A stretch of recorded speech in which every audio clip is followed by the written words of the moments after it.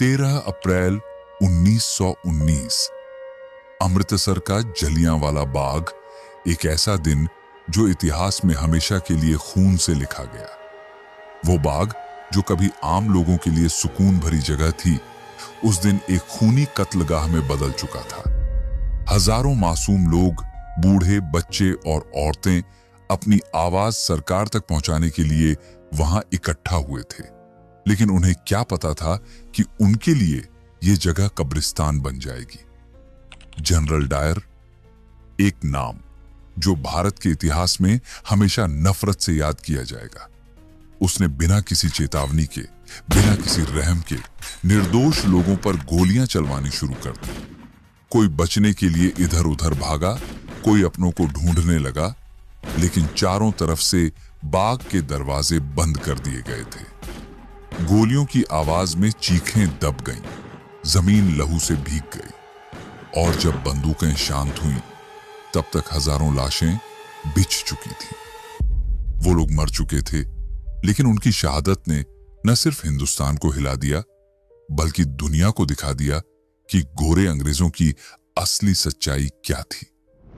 इस बर्बरता का बदला लेने की आग हर देशभक्त के दिल में जल उठी, लेकिन एक शख्स ने इसे अपने जीवन का मकसद बना लिया, ऊधम सिंह। सालों बाद ऊधम सिंह ने इंग्लैंड जाकर उस आदमी को गोली मारी जिसे पूरी दुनिया इस नरसंहार का दोषी मानती थी। लेकिन एक सवाल आज भी हवा में तैरता है, क्या सच में ऊधम सिंह ने सही इंसान को मारा? क्या जिसे मारा गया वही असली गुनहगार था, या फिर इस हत्याकांड की असली कहानी अब तक छुपी हुई है? आज के वीडियो में हम जानेंगे जलियांवाला बाग के उस खौफनाक सच को जो किताबों में दबा दिया गया। तो वीडियो को आखिर तक जरूर देखिए, क्योंकि ये आजादी जितनी आसान लगती है उतनी थी नहीं। ये खून से खरीदी गई थी। साल 1919। हिंदुस्तान में आजादी की आग धधक रही थी, लेकिन अंग्रेज अपनी पकड़ ढीली करने के बजाय और भी जुल्म ढा रहे थे। तभी एक नया कानून आया, रोलेट एक्ट।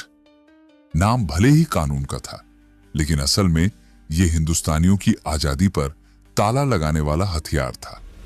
यह कानून अंग्रेजों को खुली छूट देता था कि वे बिना किसी मुकदमे, बिना किसी सबूत के जब चाहें किसी भी भारतीय को गिरफ्तार कर सकते थे। यानी ना कोई सुनवाई, ना कोई सफाई, बस सीधा जेल। जैसे ही यह कानून पास हुआ, पूरे देश में गुस्से की लहर दौड़ गई। महात्मा गांधी से लेकर आम जनता तक हर कोई इसके खिलाफ आवाज उठाने लगा। अमृतसर में भी विरोध शुरू हुआ, लेकिन 10 अप्रैल को अंग्रेजों ने बर्बरता की सारी हदें पार कर दी। सैफुद्दीन किचलू और डॉ सत्यपाल, दो ऐसे नेता जो लोगों को अहिंसात्मक तरीके से विरोध के लिए जागरूक कर रहे थे, उन्हें अचानक गिरफ्तार कर लिया गया। इस गिरफ्तारी ने लोगों के दिलों में सुलग रही चिंगारी को भड़का दिया। अमृतसर की गलियों में आक्रोश फैलने लगा। लोगों ने फैसला किया कि 13 अप्रैल को जलियांवाला बाग में इकट्ठा होकर अंग्रेजों के खिलाफ अपनी आवाज बुलंद करेंगे। वो दिन पंजाब के लिए वैसे भी खास था, बैसाखी का दिन। दूर दूर से लोग अमृतसर आए थे, कोई अपने रिश्तेदारों से मिलने, तो कोई मेले का आनंद लेने। लेकिन किसी को नहीं पता था कि यह दिन उनकी जिंदगी का आखिरी दिन साबित होने वाला है। इधर जलियांवाला बाग में सभा की तैयारी चल रही थी, उधर जनरल डायर अपने घिनौने प्लान को अमल में लाने में जुटा था। उसे यह गवारा नहीं था कि हिंदुस्तानी उसके बनाए कानून के खिलाफ खड़े हों। उसने पहले ही तय कर लिया था कि इस सभा को रोकने के लिए किसी भी हद तक जाएगा। 12 अप्रैल की रात उसने अतिरिक्त सैनिक टुकड़ी बुला ली। उसकी बंदूकें तैयार थीं और उसकी सोच में सिर्फ एक ही चीज थी, खून, बेगुनाहों का खून। सुबह का सुनहरा उजाला चारों तरफ फैला था। पंजाब की मिट्टी में बैसाखी की खुशबू घुली थी। हर तरफ उल्लास था, हंसी खुशी का माहौल था। बच्चे दौड़ रहे थे, मेले की रौनक अपने चरम पर थी और लोग अपनों से मिल रहे थे। लेकिन जलियांवाला बाग में इकट्ठा हो रही भीड़ की वजह कुछ और थी। एक शांतिपूर्ण सभा, एक विरोध, एक उम्मीद कि उनकी आवाज सुनी जाएगी। करीब 25,000 लोग वहां जमा हो चुके थे। कोई भाषण दे रहा था, कोई चुपचाप सुन रहा था, और किसी को अंदाजा भी नहीं था कि अगले कुछ पलों में यह जगह मौत के कुएं में बदलने वाली है। इधर शहर के एक कोने में जनरल डायर अपनी खूंखार आंखों से जलियांवाला बाग की ओर देख रहा था। उसने अपनी सेना को तैयार किया, अपनी बंदूकों को चेक किया और एक ठंडी मुस्कान के साथ कदम बढ़ा दिए। आज हम इन्हें सबक सिखाएंगे, उसने अपने सैनिकों से कहा। वो पूरी तैयारी के साथ निकला था। उसकी जहन में कोई संदेह नहीं था। आज खून बहेगा, बहुत सारा खून। बाग में एक ही संकरा रास्ता था, वही एकमात्र दरवाजा जिससे लोग अंदर आए थे। डायर ने आते ही अपने सैनिकों को इशारा किया और उस दरवाजे पर तैनात कर दिया। कोई बाहर ना निकल पाए, उसका आदेश था। भीड़ अब भी बेखबर थी। किसी को अंदाजा भी नहीं था कि मौत उनके सिर पर मंडरा रही है। फिर अचानक फायर, एक भयंकर आवाज गूंजी और उसके साथ ही गोलियों की बरसात शुरू हो गई। बिना चेतावनी, बिना कोई पूर्व सूचना, सीधे कत्लेआम। चारों तरफ चीख पुकार मची थी। जमीन खून से सन चुकी थी और आसमान में सिर्फ गोलियों की गूंज सुनाई दे रही थी। जनरल डायर के इशारे पर जवानों ने बिना रुके गोलियां बरसानी शुरू कर दी। सिर्फ 10 मिनट, लेकिन उन 10 मिनटों ने हजारों जिंदगियां छीन ली। 16 राउंड की फायरिंग बिना 1 सेकंड की देरी के। कोई नहीं बचेगा। डायर के सैनिकों की आंखों में दया का नामो निशान नहीं था। बंदूकें तब तक गरजती रहीं जब तक उनमें आखिरी गोली बाकी थी। चारों तरफ भगदड़ मची थी। लोग इधर उधर भाग रहे थे, लेकिन जाने का कोई रास्ता नहीं था। कुछ माओं ने अपने बच्चों को गोद में उठा लिया। शायद सोच रही थीं कि मासूम बच्चों को देख सैनिकों का दिल पिघल जाएगा, लेकिन नहीं, बंदूकें रुकी नहीं। कुछ बूढ़े कांपते पैरों से दीवार फांदने की कोशिश करने लगे, लेकिन तभी गोलियां उनके जिस्म चीर गईं। कुछ नौजवानों ने आखिरी कोशिश में कुएं की तरफ दौड़ लगाई। अगर बाहर नहीं भाग सकते तो शायद कुएं में कूदकर जान बच जाए, लेकिन मौत ने वहां भी रास्ता रोक रखा था। लोग एक के बाद एक कुएं में कूदने लगे। कुछ जिंदा, कुछ मर चुके थे। देखते ही देखते वो कुआं लाशों से भर गया। जब नरसंहार थमा और लोग वहां पहुंचे तो कुएं में से 120 लाशें निकाली गईं। पानी नहीं, सिर्फ खून। इसलिए आज भी उसे खूनी कुआं कहा जाता है। सैनिकों की बंदूकें आखिरकार शांत हुईं, लेकिन दीवारों पर छूटे गोलियों के निशान कभी मिटने वाले नहीं थे। आज भी जलियांवाला बाग की दीवारें उन गोलियों की कहानियां कहती हैं। कहानियां उन बेगुनाहों की जो सिर्फ अपनी आजादी की बात कहने आए थे और जिनकी आवाज गोलियों की गड़गड़ाहट में हमेशा के लिए दबा दी गई। 10 मिनट की अंधाधुंध फायरिंग के बाद जब गोलियों की आवाज थमी, तब जलियांवाला बाग मौत के सन्नाटे में डूब चुका था। हर तरफ लाशें बिछी थीं, घायल कराह रहे थे और चारों ओर खून ही खून था।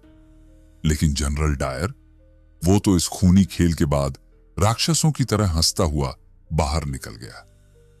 ये हुकूमत का असली स्वाद है। उसकी आंखों में दहशत नहीं, बल्कि विजय का अहंकार था।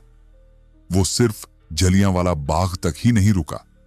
अमृतसर की सड़कों पर जो भी भारतीय उसे दिखता, वो उसकी बंदूक का अगला निशाना बन जाता। अंग्रेज सैनिकों ने बेगुनाहों को अपनी तोपों के पीछे रस्सियों से बांध दिया और सड़कों पर घसीटते हुए ले गए, मानो वो इंसान नहीं, सिर्फ मांस के लोथड़े हों। इसके बाद अंग्रेज सरकार ने अपने आधिकारिक आंकड़े जारी किए। 349 मौतें, बस 349। लेकिन जो वहां थे, जो अपनों को खो चुके थे, वो जानते थे कि हकीकत में मरने वालों की संख्या हजारों में थी।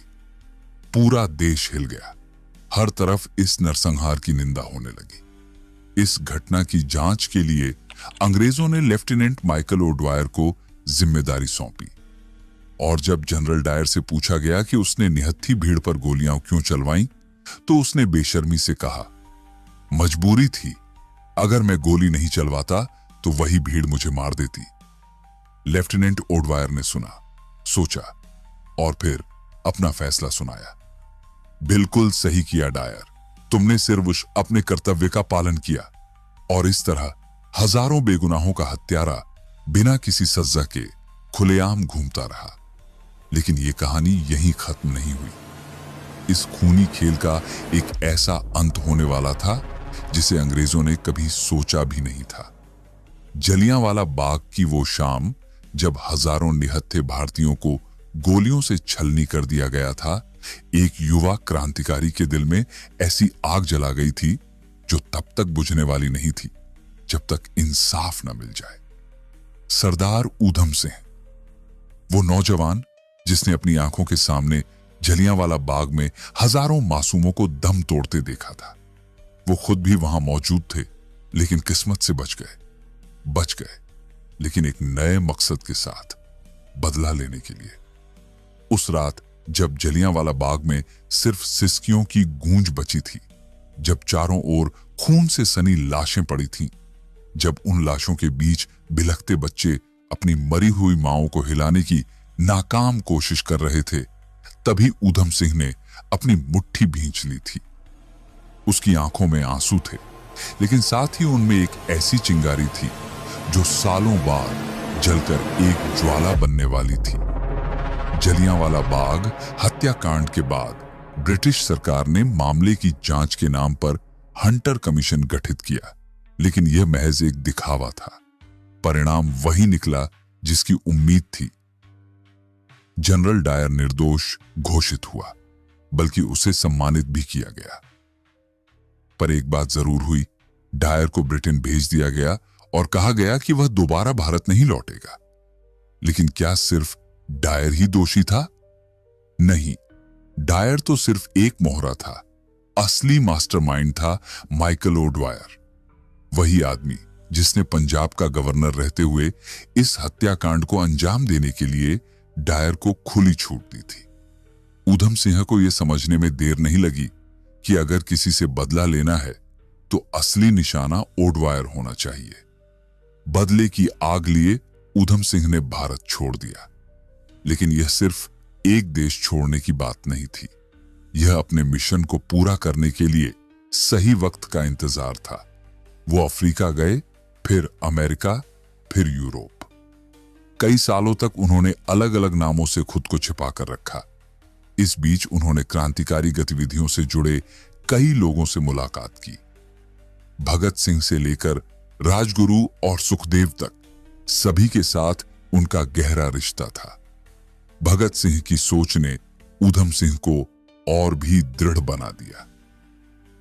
इनकलाब जिंदाबाद, ये नारा अब उनके जीवन का मंत्र बन चुका था। गरीब घर में जन्मे ऊधम सिंह के लिए इतना बड़ा बदला लेना सिर्फ जोश का खेल नहीं था, बल्कि एक मिशन था। एक ऐसा मिशन जिसमें हर कदम संभल कर रखना था। मिशन लंदन की तैयारी। उनके सिर से मां बाप का साया पहले ही उठ चुका था। अब सिर्फ एक ही मकसद बचा था, माइकल ओडवायर का खात्मा। इस सफर की शुरुआत उन्होंने गदर पार्टी से की। यहीं से उन्होंने क्रांतिकारियों से जुड़कर अपने मिशन की प्लानिंग शुरू की। लेकिन लंदन तक पहुंचना आसान नहीं था। पैसा चाहिए था, पहचान छिपानी थी और सही वक्त का इंतजार करना था। उन्होंने बढ़ई का काम शुरू किया, फिर मजदूरी की और धीरे धीरे पैसे जोड़ने लगे। जब कुछ पैसे इकट्ठे हुए तो वो अमेरिका के लिए रवाना हो गए। वहां कुछ साल काम करने के बाद आखिरकार वो लंदन पहुंच गए। लंदन में उन्हें कोई पहचान न ले, इसके लिए उन्होंने एक होटल में वेटर की नौकरी कर ली। उसी होटल में वो माइकल ओडवायर की हर गतिविधि पर नजर रखते। लेकिन अभी भी उनके पास वो हथियार नहीं था जिससे वो अपने मिशन को पूरा कर सकते। 21 साल का इंतजार और वो दिन। ऊधम सिंह को अपने मिशन को पूरा करने में पूरे 21 साल लग गए, लेकिन उन्होंने कभी हार नहीं मानी। अब वक्त आ गया था। 1940, क्रैक्सटन हॉल, लंदन। यहां ईस्ट इंडिया एसोसिएशन और रॉयल सेंट्रल एशियन सोसाइटी की एक बड़ी बैठक हो रही थी। इसमें ब्रिटिश सरकार के कई बड़े अधिकारी मौजूद थे और सबसे अहम नाम माइकल ओडवायर। ऊधम सिंह ने अपनी पिस्तौल एक किताब के अंदर छिपा ली थी। वो सभागार के अंदर बिल्कुल शांत बैठे रहे, ठीक वैसे ही जैसे कोई आम नागरिक हो। उनके चेहरे पर कोई घबराहट नहीं थी, कोई बेचैनी नहीं। लेकिन जैसे ही सभा खत्म हुई और माइकल ओडवायर खड़ा हुआ, पहली गोली सीधा उसके सीने में धंस गई। दूसरी गोली ने उसे वहीं ढेर कर दिया। इंसाफ का आखिरी अध्याय पूरा हॉल सन्न रह गया था। ब्रिटिश सरकार को यकीन ही नहीं हो रहा था कि उनकी ही धरती पर एक भारतीय ने उनके बड़े अधिकारी को मौत के घाट उतार दिया था। ऊधम सिंह ने भागने की कोशिश नहीं की, उन्होंने खुद को गिरफ्तार होने दिया। कोर्ट में जब उन पर मुकदमा चला तो उनसे पूछा गया, तुमने माइकल ओडवायर को क्यों मारा? ऊधम सिंह ने मुस्कुराते हुए जवाब दिया, यह बदला नहीं था, यह इंसाफ था। उसने हजारों बेगुनाहों को मारा था, मैंने सिर्फ एक को। अगर मुझे मौका मिलता तो मैं और भी दोषियों को खत्म करता। 31 जुलाई 1940, ऊधम सिंह को फांसी दे दी गई, लेकिन उनका नाम इतिहास के पन्नों में अमर हो गया। आज भी जब जलियांवाला बाग की मिट्टी को छूते हैं तो वहां सिर्फ उन गोलियों के निशान नहीं मिलते, बल्कि एक क्रांतिकारी की गूंज सुनाई देती है जिसने अपने देश के लिए अपनी जान कुर्बान कर दी। इनकलाब जिंदाबाद, यह आखिरी दृश्य इतिहास में दर्ज हो चुका था। इतिहास की दो गलतियां, यहां एक दिलचस्प बात गौर करने वाली है। जलियांवाला बाग हत्याकांड के दो बड़े अंग्रेज अफसर थे, जनरल डायर और माइकल ओडवायर। जनरल डायर, जिसने गोली चलाने का आदेश दिया था, वो तो 1927 में बीमारी से मर गया।